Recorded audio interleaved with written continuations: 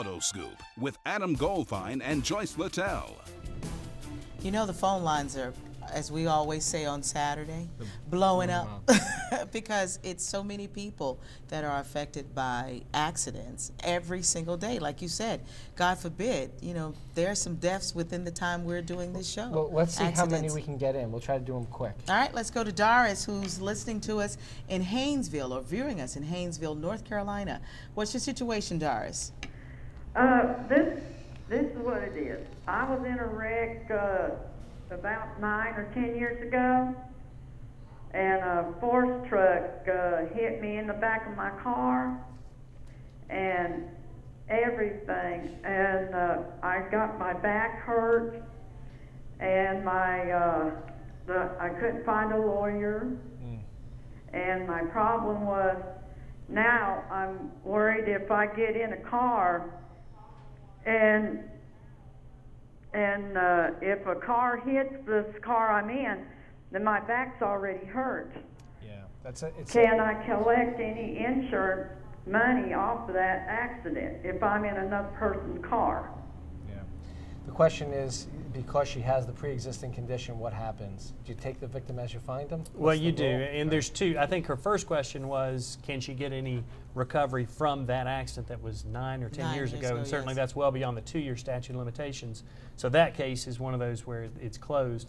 And it's interesting, again, insurance companies are looking at it as a business. So they are going to argue that pre-existing conditions, prior claims, prior conditions, and degenerative conditions are all things that mean that they didn't cause the current problem. So it doesn't end the game for future claims. If there is a scenario, we would argue and get the doctors to clearly establish what her baseline was before and where she is now. So it doesn't preclude you from having a future claim, but certainly insurance adjusters are going to raise prior claims and prior conditions because they're going to say we're not responsible for those those things. They don't want to pay. Yeah. Let's just say what it is. They don't want to pay. Right.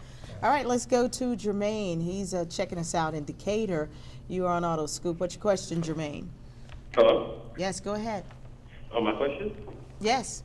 I was in an accident Monday just passed, a 4-car accident, and when I got the police report yesterday, I have the lady who ran in the back of me. She hit me from behind. I have the police report, and it had her information as far as the address on it, but it didn't have her insurance information. And I went to the doctor, and I have a case of whiplash, and also I haven't been to work all week, and I'm losing wages, and you know, I haven't been able to pick up my kids. But I wanted to know, how do I get her insurance information if I have her address? And it was a 4-car accident, and I have other people's information, but I just wanted to know how I would handle that. Richard? Well, there are various ways to get that information. First of all, if you hire an attorney is going to do that for you. You can send letters directly to that person. You say you didn't have the address, though. If you have the tag number, the Department of Motor Vehicles tracks the insurance policies. So that's one route. If you go to traffic court and you explain to the judge that you've got claims that are not being paid and that you do not have that insurance information, the judge will take a role in trying to make sure that you get that information. So there's different things that can be done, but certainly with 4-car accidents, you've got the whole scenario of who's responsible for it and was there any negligence on anyone other than this one driver.